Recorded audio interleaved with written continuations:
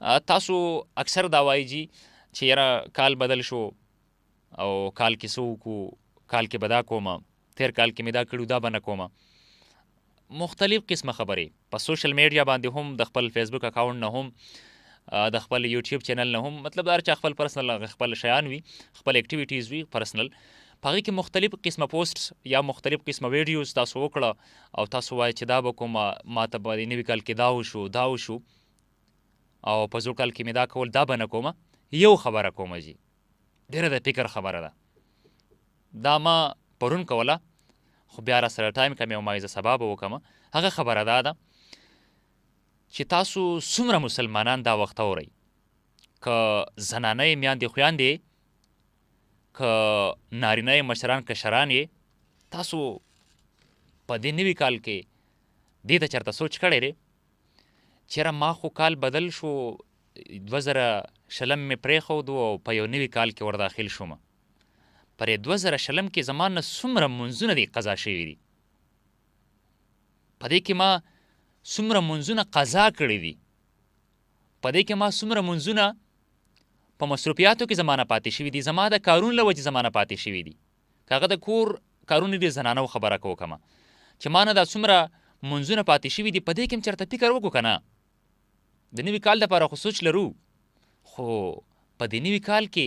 دې خبرې ته هم سوچ پکار دی که نه، چېرې په 2020 کې زه د څومره خسارې سره مخ وم، ما په کومه موقع باندې په کم وخت کې کم منځ پرېښی دی، د څه وجې نه رانه پاتې شوی دی. په دې خبرو باندې اړو زمونږ توجه نه وي. ټیک ده، په دنیا کې کمپیټیشن په دې اوسني دور کې په معاشره کې د کمپیټیشن دور دی، خو هغه خو د دنیا پورې دی که نه. لږ شان دې ته پکې هم سوچ ساتئ زمونږ د زندګۍ څه مقصد دی. په دغه کهانۍ کې دا خبره هم ظاهره ده، دا کومه چې د چڼچڼې والا ده. که تاسو سوچ وکړئ، ګوره الله فرمایي چې تاسو زما په دې کائنات کې سوچ کوئ،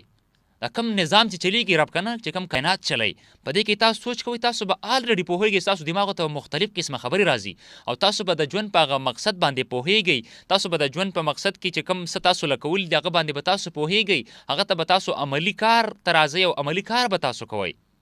نو نن دې خبرې ته هم سوچ وکئ، نن دا فیصله هم وکئ په دې نوي کال کې،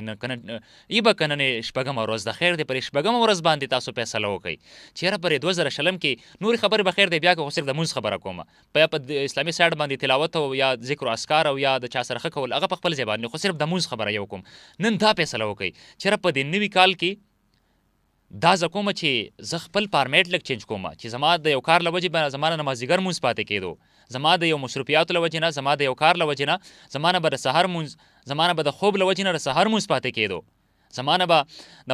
ماسپښین یا د مازدیګر د ګیم له وجې نه د مازدیګر مونځ پاتې کېدو،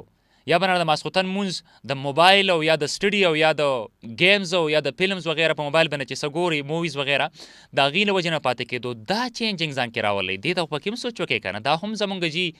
هغه د قبر اولی حساب کتاب دی، اولی سوال دی. نو چې اولی سوال دی ستاسو نه په ایگزام کې، د اولی سوال هغه موسټ وي، دا به کې خامخه،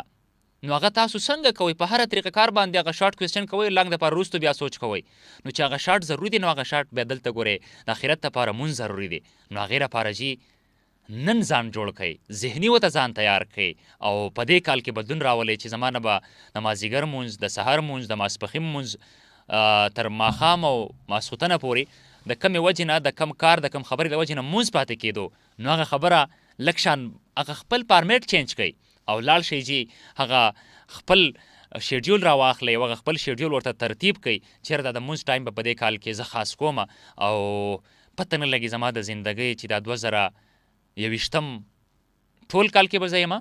که نه، په یو میاشت کې به یم، په دویمه میاشت، په درېیمه میاشت کې به یم، په څلورمه پنځمه میاشت کې به یم. دې خبرې ته جي د زړه نه سوچ وکئ او په دې باندې د زړه نه عمل وکئ. زما لپاره یې پې مه کوئ، خالص د الله د رضا لپاره. هم په دې خبره سره جي فرهاد رضا نه څه غلطي شوي وي، ستاسو ټولو نه معذرت خوایم